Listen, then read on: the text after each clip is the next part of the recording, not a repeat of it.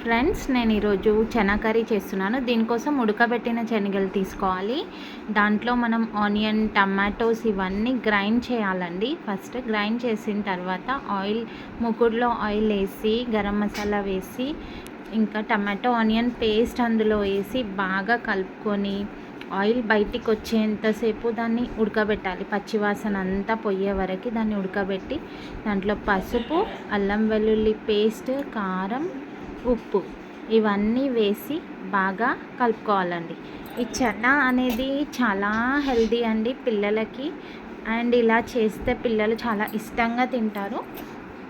చాలా విటమిన్స్, చాలా ప్రోటీన్స్ ఉంటాయండి దీంట్లో. నార్మల్గా చనా అంటే పిల్లలు తినరు. ఇంకా కొన్ని చనా తీసుకొని గ్రైండ్ చేసి ఆ పౌడర్ అనేది కర్రీలో వేసుకోవాలండి. వేసుకొని చనా అందులో యాడ్ చేయాలి. చేసిన తర్వాత బాగా కలుపుకోవాలి. అది మనం పౌడర్ చేసి వేయడం వల్ల టేస్ట్ కూడా పెరుగుతుంది.